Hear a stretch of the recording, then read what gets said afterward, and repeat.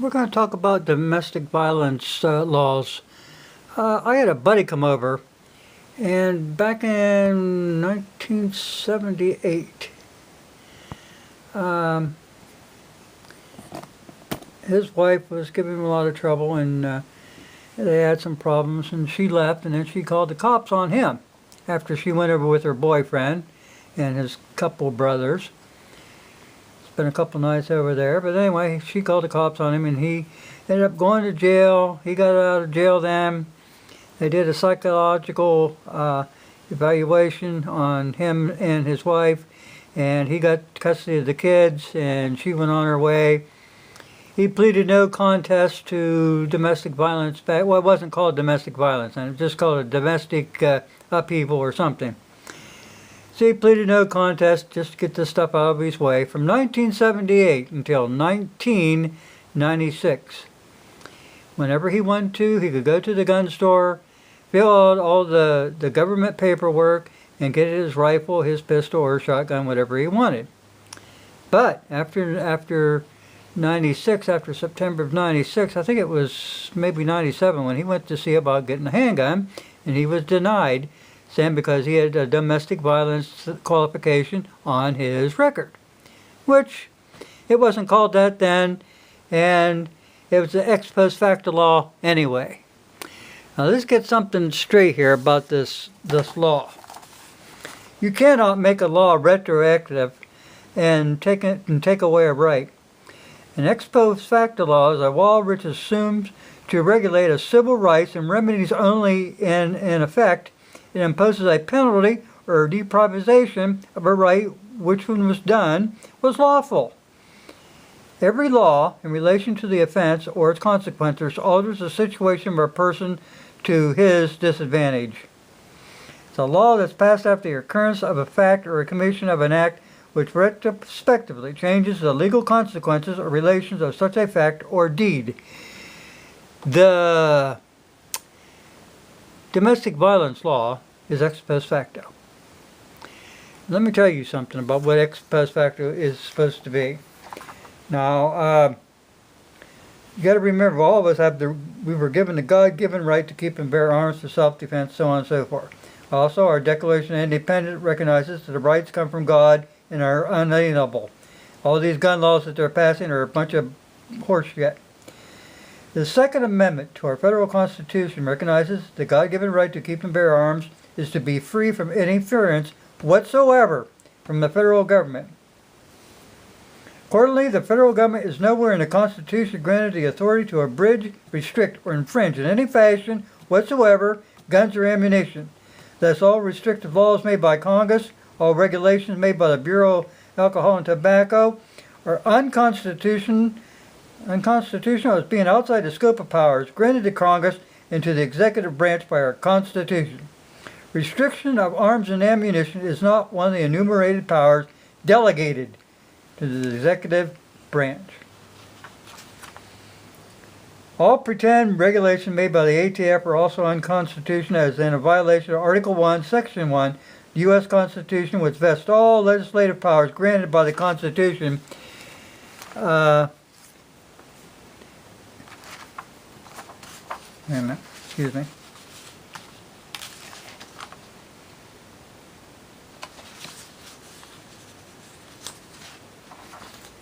Yes, this is just all for this is for the people. An ex post facto law retroactively criminalizes conduct which was not criminal when it was done. Like I said, my buddy could buy firearms from 1978 until 1996 or 97. Now, they passed that law. That had nothing to do with him. You can't pass a law after the fact or a commission of a crime. You can't take a misdemeanor and make it into a felony where you can't have a firearm. You can't take someone's rights away. If you look under the United States versus, what is it, Crankshank? Yeah.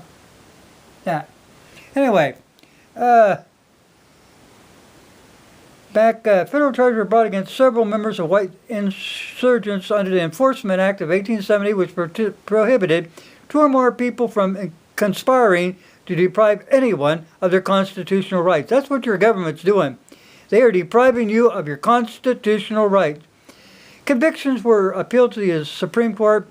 Among these charges included the free man's First Amendment right to freely assemble and their Second Amendment right to keep arms. This is the first case to come out of the Supreme Court which involved a possible violation of the Second Amendment. In its ruling, the Supreme Court overturned the convictions of white men, holding that due process clause and the equal protection clause of the 14th Amendment applies only to state action, not to the actions by individual citizens. Okay? The right to keep and bear arms is not granted by the Constitution. Neither is it any manner dependent upon that instrument for its existence. The Second Amendment means no more than it shall not be infringed by Congress and has no other effect other than restrict the power of the national government. These firearm laws, people, are just totally unconstitutional. Like I told my buddy, when you got your divorce, did they give you any kind of restrictive papers of saying that, you couldn't have firearms or anything? He said, no. I said, well, all those firearms you bought then before 1996 or 97, those are perfectly legal to have. You can carry them around and proclaim your constitutional right to keep and bear arms. The federal government nor the state can come and take your firearms unless you have been a bad person. Now, all this time, he raised all those kids by himself. Did they come and take his guns? No. If you look at all the so-called domestic violence, or whatever they want to call this, if you go back to 1990, 1980, 1970, 1960, 1950, 1940, 1930, 1920, 1910, 1900, all the way back to Adam and Eve, the government would have to go confiscate all those firearms. But guess what? They can't. They are constitutionally barred from doing that. This law, this so-called domestic violence law, or this Violence Against Women Act, it's totally null and void. Period.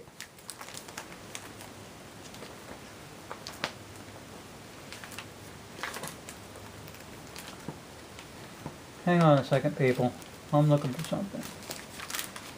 Usually I know where everything's at, and this is just one of those days. Why don't you look here? You've got to know your Constitution. These people, they will deprive you of every right that they can just to take your firearms away. This has nothing to do with about saving the women or anything like that. They could care less. The U.S. Constitution is the supreme law of the land, and any statute, to be valid, must be an agreement. It is impossible for a law which violates the Constitution to be valid. All laws that are repugnant to the Constitution are null and void. Mulberry versus Madison. Where rights are secured by the Constitution, are involved, there can be no rule making or legislation which would arbitrate them. In other words, they can't do what they want. An unconditional act is not law. It confers no rights. It imposes no duties. Affords no protection. It creates no office. It is in legal contemplation as inoperable as if it had never passed. That is your domestic violence bill.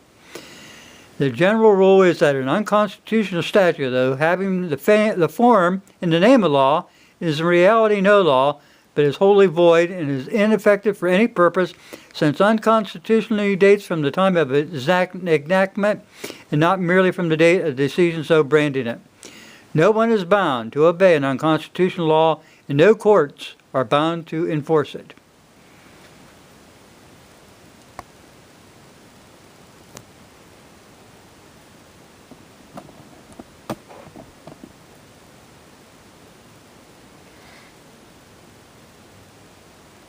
That's why my buddy can walk around with a firearm that he bought back in, probably either 1988 or 1992, something like that.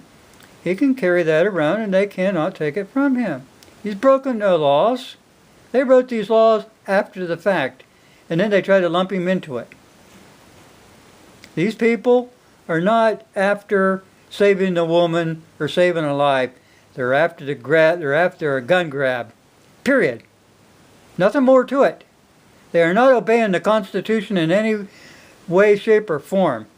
They are trying to impose their will upon the American people through gun laws. They want you to be disarmed so that they can take control. Pure and simple. There's nothing else. Stand up for these unconstitutional laws.